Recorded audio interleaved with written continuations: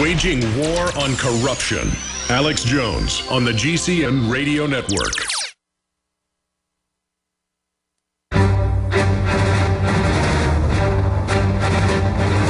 Big Brother, mainstream media, government cover-ups. You want answers? Well, so does he. He's Alex Jones on the GCN Radio Network. And now, live from Austin, Texas, Alex Jones.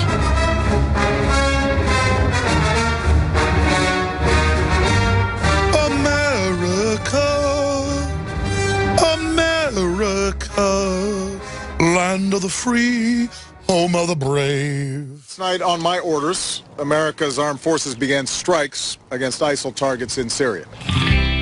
America, America, America, America. Oh yeah! Coming again to save the moment. Oh yeah! America. Freedom is the only way. Terrorists, your game is through. Then we show McCain. America. What you gonna do when we come for you now? It's the dream that we all share. It's the hope for tomorrow. The people we are fighting today, we funded. Waging war on corruption. It's Alex Jones coming to you live from the front lines of the info war. ISIS has grabbed up from the U.S., from the Saudis, from the Qataris, weapons by the truckload. And we are now forced to fight against our own weapons, and this body wants to throw more weapons into the mix. Freedom is the only way. Terrorist, your game is through. 'Cause now you have.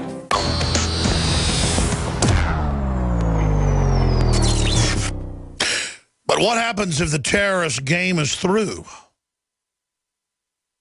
Then the military-industrial complex doesn't have a war to fight anymore, and the big banks don't have a distraction to get us into debt.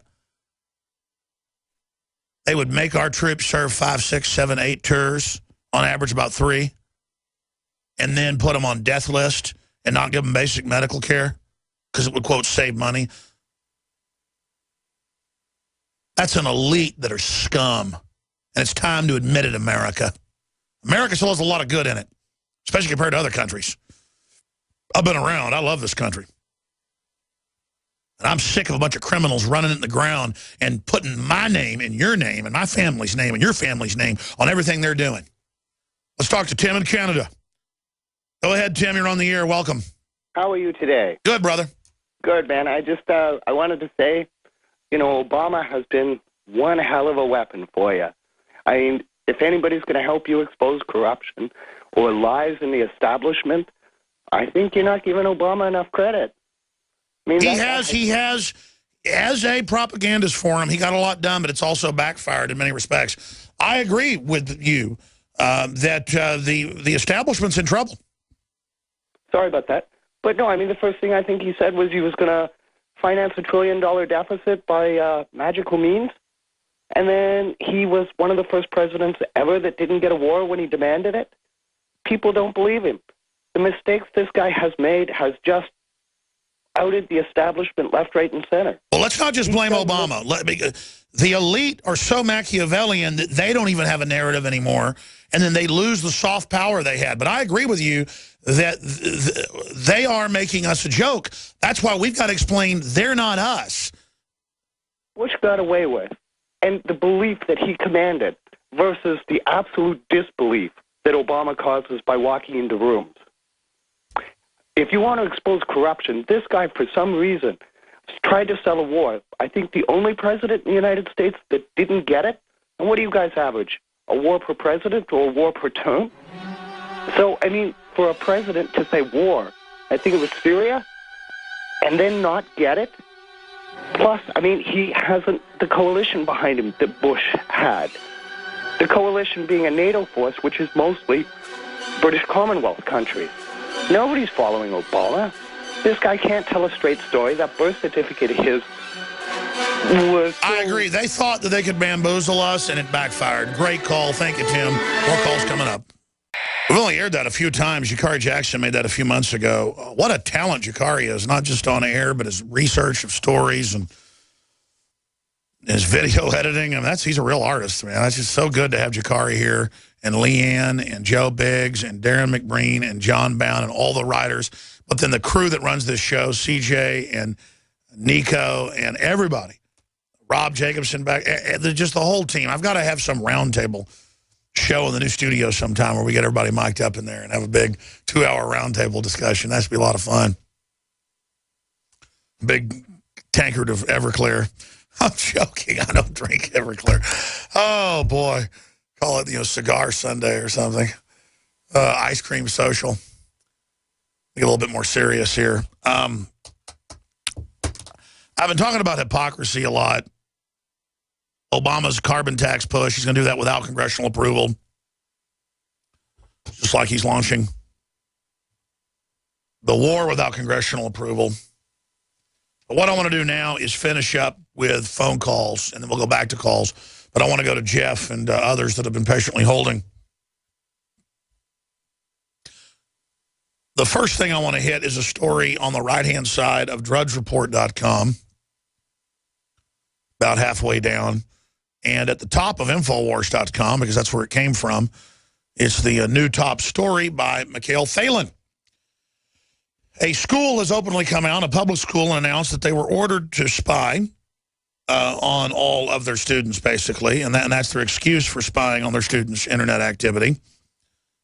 Because the NSA contacted them. School secretly monitors students' Facebook pages after receiving call from NSA. People are very good about, if you see something, say something, close quote. School officials in Huntsville, Alabama say a phone call from the National Security Agency led them to create a secret surveillance program to monitor their students' social media accounts.